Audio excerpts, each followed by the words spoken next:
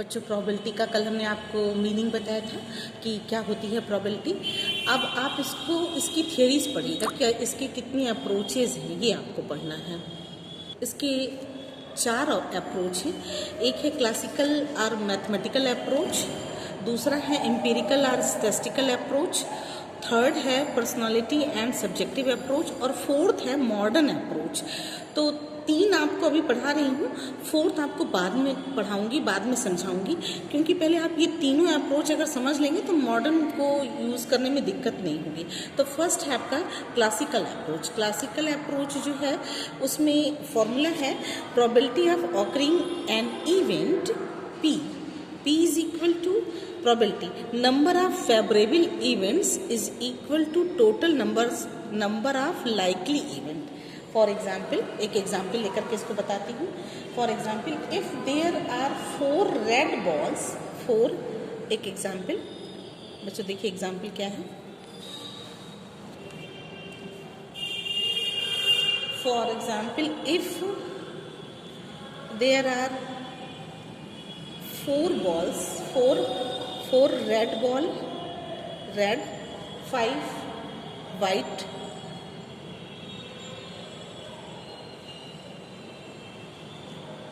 balls in a bag. The probability of the balls being red in case of one ball is drawn will be 4/9 because the 4/9 क्यों कैसे आया? Because the number of favourable event, total balls हमारे कितने हैं? Total ball कितने हो गए? Total ball जो है हम लोगों का हो गया बच्चों, देखिए टोटल बॉल कितने हो गए? 4 + 5 इज इक्वल टू 9 बॉल्स। ये 9 बॉल्स हो गए।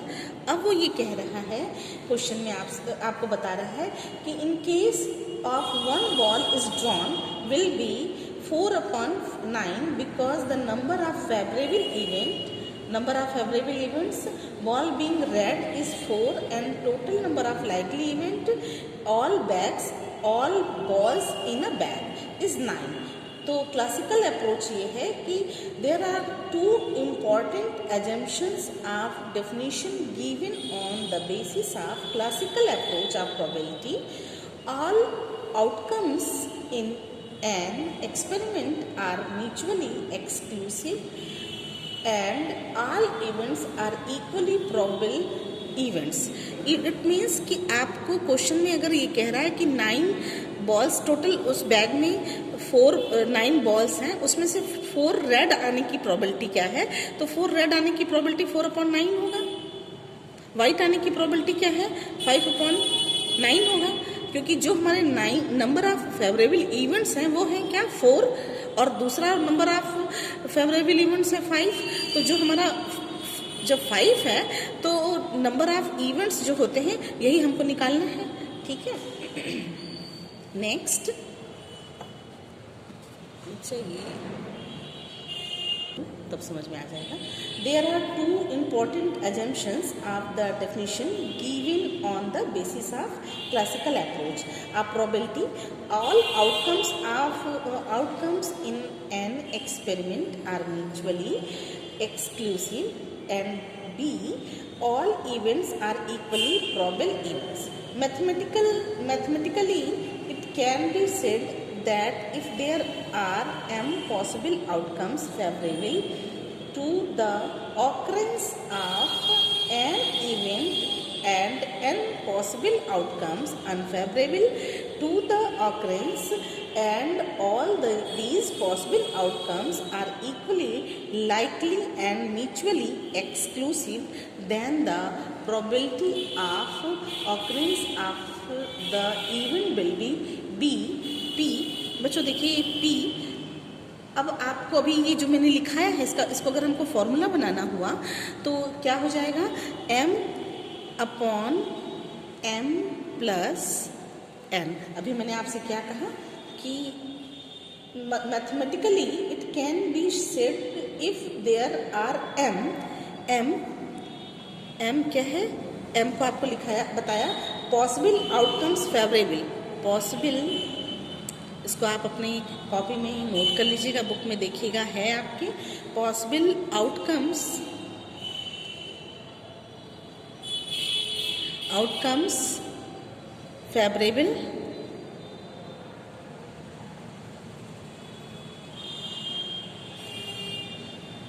and an event and n possible outcomes unfavorable. n जो है वो n जो है वो unfavourable outcomes, possible outcomes unfavourable, ये अनफेवरेबल है।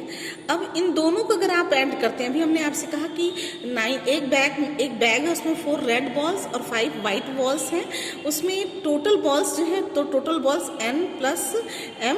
अब आउटकम्स क्या होंगे, या तो एक बार 4 रेड आएंगे, या तो एक बार 4 में से 2 रेड 2 वाइट, इस तरीके भी आ सकता है। तो क्वेश्चन में ये भी कहीं नहीं आपसे पूछा है कि क्या निकालना है, केवल आपको फॉर्मूला बनाना सिखा रही हूँ।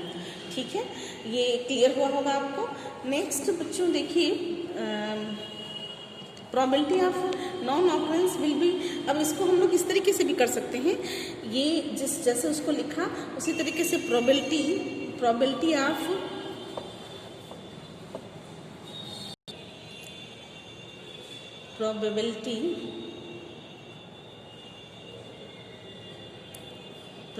of non-occurrence of non-occurrence will be Q। जैसे ये P था वैसे ये Q हुआ, will be। यहाँ पर अब वो नॉन ऑकरेंस है तो ये हो गया है n अपॉन, जहाँ पर m था फेवरेबल ऑकरेंस था, अब यहाँ पर नॉन फेवरेबल ऑकरेंस है तो देखिए n upon m plus n हुआ। ठीक है, here should be noted that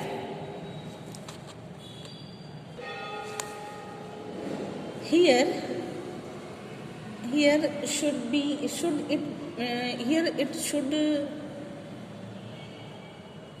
be noted that अगर हम लोग यहाँ पर क्या करते हैं, P प्लस Q फेवरेबल और non favourable is equal to 1 कर देते हैं तो ये हो जाएगा 1 minus Q is equal to P, और ये हो जाए 1 माइनस, यानी कि P अपने प्लेस पे रहा और Q इधर चला गया तो 1 माइनस Q हो गया। इसी तरीके से Q is equal to 1 minus P हो जाएगा, दोनों चीज़ें हो सकती हैं।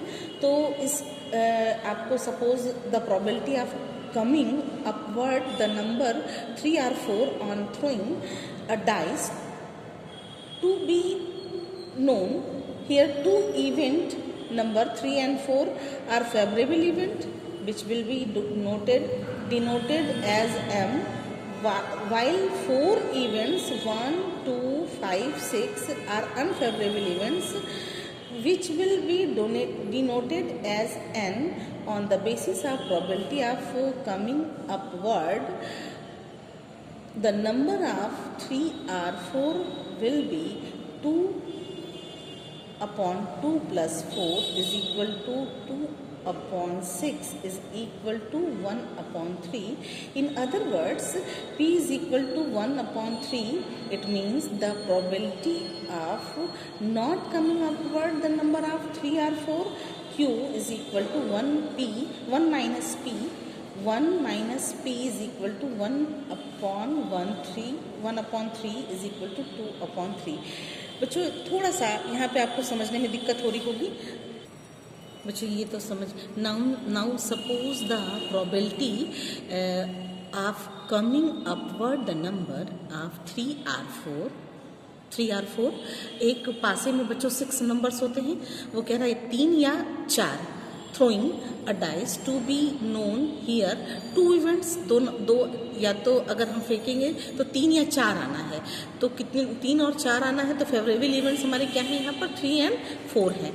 will be is to be known there here 2 events number 3 and 4 are favorable events which will be denoted as M, इसको हम लोग M से डिनोट करते हैं, while 4 इवेंट्स, तो जब हमारे 3 या 4 आना है तो उसके बाद हमारे 4 इवेंट्स और बच रहे हैं।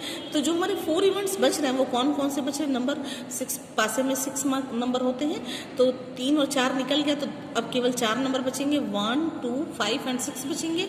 आर अनफेवरेबल इवेंट्स, 2 हमारे फेवरेबल इवेंट्स थे और जो डाइस के 6 में से 2 निकल गए, तो 2 फेवरेबल हुए और बाकी जो बैलेंस बच रहे हैं वो अनफेवरेबल हुए। अनफेवरेबल कौन कौन से हुए? 1, 2, 5 and 6 are unfavourable events which will be denoted as N. इसको हम लोग फेवरेबल को किससे डिनोट कर रहे थे? एम से, और अनफेवरेबल इवेंट्स को हम लोग एन से डिनोट कर रहे थे, एम एंड एन।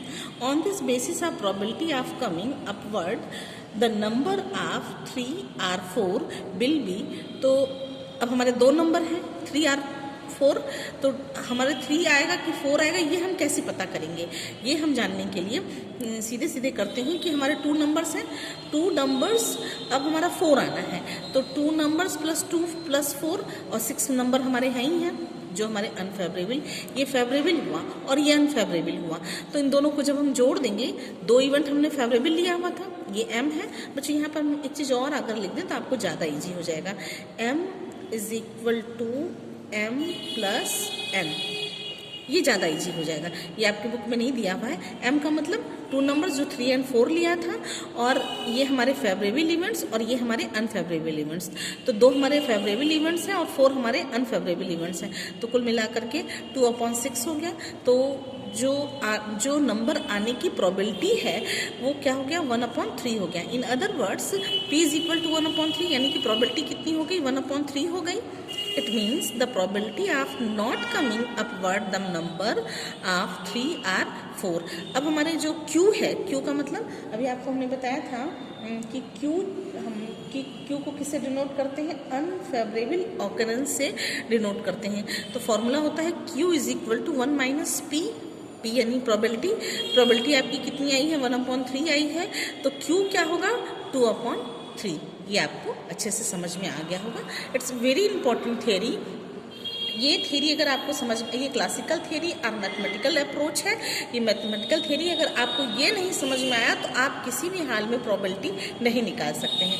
बच्चों फिर से सुनिए, प्रोबेबिलिटी के लिए आपको कम से कम ये बात पता होनी चाहिए कि जब आप क्लासिकल थियरी निकालते हैं तो जो हमारा इवेंट है, जिसको हम निकालना चाह रहे हैं, जैसे एक बैग में 4 बॉल्स हैं, हमने आपको कल समझाया था कि एक बैग में 4 बॉल है, 4 में से 2 बॉल को निकालना है, तो कितने कॉम्बिनेशंस बनेंगे? 6 कॉम्बिनेशंस बनेंगे। सेम टू सेम उसी तरीके से ये भी है। एक बार फिर से उसको आज रिपीट कर दे रही हूँ कि एक बैग है, बैग में हमारे 4 बॉल हैं, 1, 2, 3, 4, ठीक है, 1, 2, 3, 4 बॉल्स हैं। अब इस 4 बॉल्स में से एक है रेड, एक है वाइट, एक है येलो और एक है ग्रीन, ठीक है, ये बॉल्स हैं।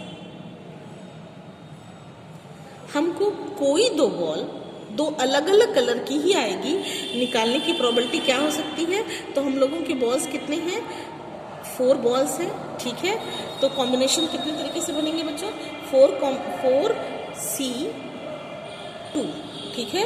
आपको बताया था कल कि 4 फैक्टोरियल डिवाइडेड बाई 2 फैक्टोरियल, फिर इन दोनों का डिफरेंस 4 माइनस 2 फैक्टोरियल, ऐसे लिख करके, या तो ऐसे लिखें, ये लिखा हमने, फिर इसके बाद हम इसको इस तरीके से लिखें कि 4 factorial divided by 2 factorial divided by 2 factorial. तो क्या हो जाएगा?